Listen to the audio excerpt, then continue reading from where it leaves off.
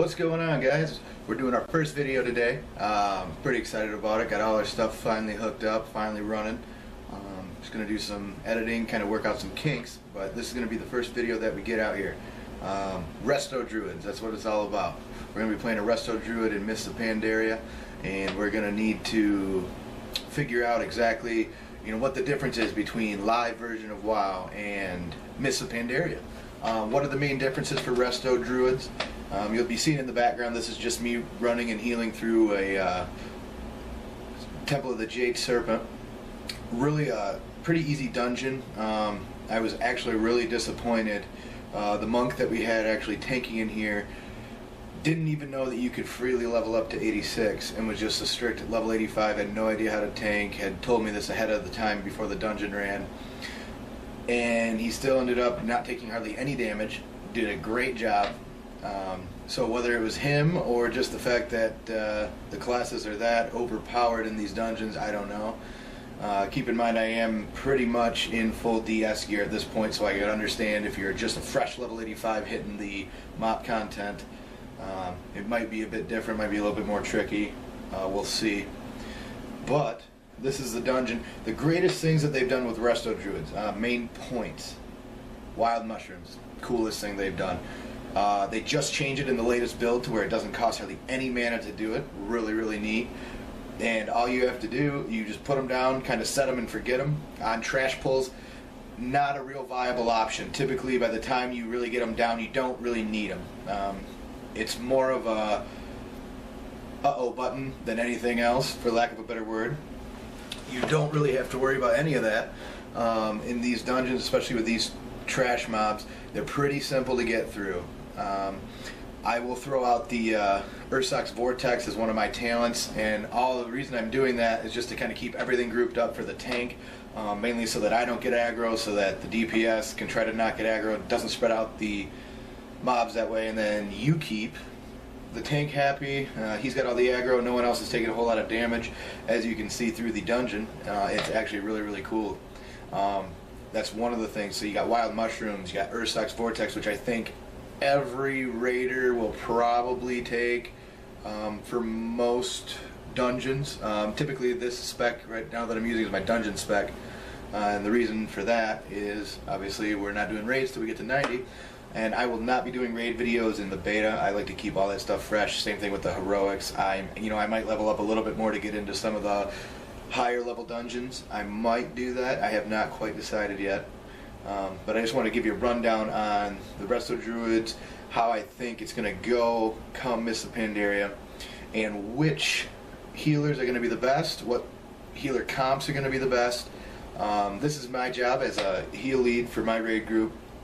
It's typically my responsibility to figure out what comps we're going to run with and what's going to keep us alive the best. So far the way it's looking is we are going to have a Resto Shaman, a Resto Druid, and then our third healer with an off-spec will probably be a Disc Priest. The reason I say that is it's always nice to have that mitigation option. However, with the buffs to Shaman and the buffs to Resto Druids, and they didn't really buff us per se. The Wild Mushrooms was a nice touch. What they've done is they've given us tools. Resto Druids and Firelands were so overpowered with Wild Growth, with Trank down to 3 minutes, with everything else, that you could literally be the worst Resto Druid on the planet, top the meters, no problem. There was no one near me ever in Firelands. They nerfed us very, very hard to the fact that we were literally probably out of the 4 healing classes the worst, absolutely the worst come DS. Didn't matter if you know what you're doing and you know how to heal as a Resto Druid, that you didn't really feel the nerf that much. The only thing you really knew was Wild Growth wasn't going to be your top spell anymore, and that's pretty much it. What they've done, and again, I don't have the glyph of Wild Growth yet because I'm not raiding. I will play around with that once raid comes out, but right now it's kind of nice. It is something you can put on and off cooldown, which is really, really nice to have that heal going off, especially in 5-mans. Life Bloom, they've changed it so that if you glyph it, and you should, especially if you're raiding, but what it does, it allows you to take your Life Bloom, and if you got already at 3 stacks and you want to switch to the other tank, you just cast it one time on the tank, it's already got all 3 of the stacks. You don't have to redo 3 stacks, waste 3 global cooldowns, blah, blah, blah. The trick that I've seen with Resto Druids and Mists is they're overhealing is going to be a little bit high, I think. And the reason I say that is because as a Resto Druid, even in this video, you'll see all these, you know, hots just pop, pop, pop, pop, pop all the time, just hitting. The trick is when you let somebody get low, it's very hard to catch them up. I do have Nature's Swiftness because I do love having that uh-oh, someone's about to die button. You always have regrowth, redrew, but the biggest thing that they've done is, especially with your mastery still being harmony, which increases your periodic healing, just make sure that you're throwing, you know, swift mend counts, healing touch counts, nourish counts, regrowth counts. All 4 of those will buff it. They've extended it to 20 seconds. I still think they need to extend Life Bloom's duration just a touch. The reason I say it is because it literally seems like every 4 or 5 global cooldowns you're refreshing Life Bloom. Not bad if you don't have anything to do, but in a raiding environment, a lot of times you may need to cast another spell, and just having to always constantly be vigilant of that. I guess it is part of the Resto Druid, and it's not hard to do, but the way that Blizzard's been kind of making it cookie cutter and easy for people, that might be a big difference between a really good Resto Druid and a really bad Resto Druid, is what's their uptime on their Life Bloom.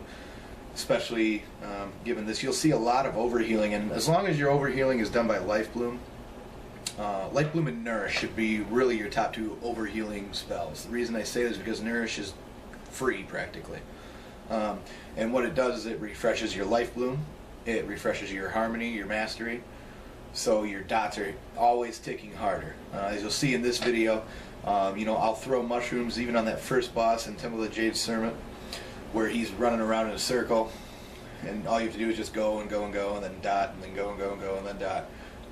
You know, I'll throw my mushrooms on a quarter just in case, you know, some idiot stands where he's not supposed to. But really, the trick is just keep wild growth up. You know, make sure that when you start seeing everybody take a little damage, you pop wild growth. I mean, that should be your first thing. If you see just one individual person, rejuve should be your #1 go-to. I've looked at the tier set bonuses. The 2-piece tier set bonus is rejuve is going to be 10% cheaper. So I didn't run into hardly any mana issues in this fight. Mana was a little bit shakier than it is on live, which is nice to see. I want to see it scale a little bit. I love the changes that they've done with Int and Spirit. I think that's going to be really, really cool to see exactly how that plays out. There'll be a lot of different builds, I think, based on that. However, for our raid composition with the Shaman and the Druid as the main healers, and what you're thinking is, well, those are 2 AoE healing classes. Exactly. The problem is they've given us tools like Cenarian's Ward, Iron Bark, awesome tool, 20% damage reduction. So you've got that, you've got Earth Shield, and you've got Life Bloom. You keep all 3 of those on your tank, on your main tank. I mean, that's going to be good enough to allow you to then AoE heal the rest of the raid as a 2-man team. I don't foresee us having to bring 3 healers. I don't see it. Not with the throughput, not with all the buttons that we have, not with Ascendance for Shamans. I mean, just all the AoE and the throughput that we can do.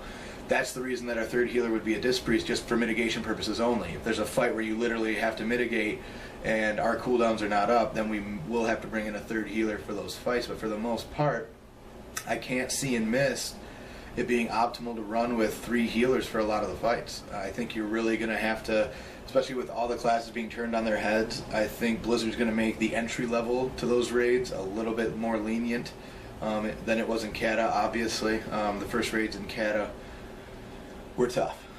They were tough, especially if you didn't have the gear.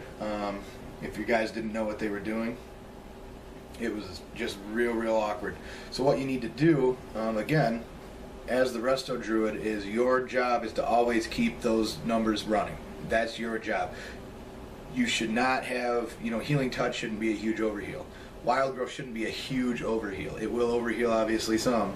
You know, stuff like that. Regrowth should never be hardly an overheal. Reason being, it's so fast and so cost effective. That's your heal. You know, you just got to hit them. Swift Mend, that's going to be our tier 4, our tier bonus for our 4-piece. What that's going to do, really cool, reduces the cooldown of your Swift Mend by 3 seconds. I think that's OP. I really do. Especially when you have raid members grouped up, you can cast one on the tank, then a couple seconds later, you're good to go again. And that's really as simple as it is. It's not going to be tough to do. It's just going to be a lot of fun as a class to play. You've got all those tools plus. That's all they did. They didn't buff us. They didn't need to. No Resto Druid needed buff. We have so many tools in our talents. I'm currently running with the tree ants. The reason I'm doing that is because the other, that's your major healing cooldown. Now, once the Swift Mend one with the 4-piece and the haste buff afterwards, there will probably be some theory crafting based on that, and I can eventually see that getting better. Same thing with the Tree of Life form. I love having the ability to make all my heals hit a lot harder. But I wanted to mess around with this tree ants because it's free healing. It's set it and forget it healing. And that's the biggest difference, is it's playstyle at that point. Do you like to be in charge of your own heals, knowing that if I click this button, all my heals are this much more powerful, and I know exactly where all my heals are going? Or do you want to set it and forget it heal that says, okay, I'm going to pop my tree ants, and that should catch me up to get everybody back to full, while I, throw hots out here, throw hots out there, maybe throw a regrowth, a swift mend, a mushroom, a wild growth. There's so much AoE healing.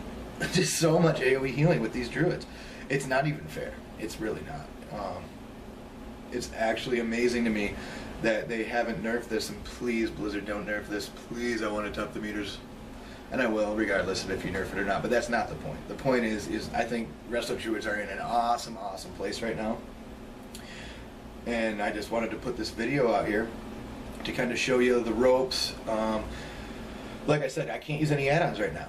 You give me Healbot, you give me Power Auras, you let me make sure that I'm tracking everything the way I want to track it. I can get my heals off so much faster with Healbot, just because it's less click. You don't have to do the double click. It's nice with my Naga to be able to play on the beta like this without Healbot. It makes it a lot easier. I can't imagine how easy it'll be once I have Healbot plus my Naga plus my add-ons, and that should be the next build. So hopefully what I'll do is I'll do another video with my add-ons and really dive into it a lot more. Again, Dash, another really cool cooldown to make sure that you're where you need to be. If you're not where you need to be, Dash. You don't need to do the cat form, you don't need to do anything. You click one button and you're gone. You're gone just like that. We still have our innervate. They remade it so that you can glyph innervate if you want to innervate others. I don't recommend it. I still think it's going to be one of those things you kind of want to keep for yourself. In a raiding environment, I can definitely see where having that glyph will help. The trick's going to be to see what glyph you're going to want to use that to replace. Are you going to lose the throughput to help out your other healer, or are you going to tell your other healer, hey, listen, you've got to be more mana efficient? The nice thing with having a shaman is they've hardly ever had mana problems in a raid. Rarely do you ever see a shaman run out of mana. Now, I've heard that they have tried to fix that a little bit because of the DPS thing. And again, I don't have a shaman, so I don't know particularly, but my other healer, who is really good, really talented, that's what he says. And he says it might be a little bit of a mana nerf, but again, they've still got their totems, they've still got mana totem, Spirit Link, they've got all those cooldowns.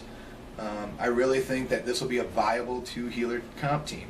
Like I said, Earth Shield, Life Bloom, Iron Bark. As a druid, I can even take Cenarian's Ward, which is another absorption, almost like a bubble, which is really nice to keep on a tank. The trick is, in 10-man raiding, there is no tank healer. I hate people who are in a 10-man and say, okay, Priest, you're the tank healer, so make sure you keep the tanks alive. No, you're doing it wrong. You are playing the game wrong. In a 10-man raid group, you don't have a tank healer. You have 2 healers or 3 healers, and their job is to keep the group up. If you have hots, if you have something that you normally keep on a tank, shields, life blooms, earth shields, absorbs, doesn't matter. If it's supposed to go on a tank, put it on the tank. Because I promise you that when you're running around and have all those things on them, you're going to be all 3 tank healing. But you have so much more freedom to AoE heal everything else. If someone stands in fire, which we all know is going to happen, if someone screws up and goes in the wrong spot, which we all know is going to happen, you've got the ability to focus on them for a second. That's what your job is as a healer, is to make sure that everybody's alive at all times. It's just a really cool class right now. I'm really excited about it, guys. So thanks for watching my first video. I'll let the rest of the dungeon play out. See you next time.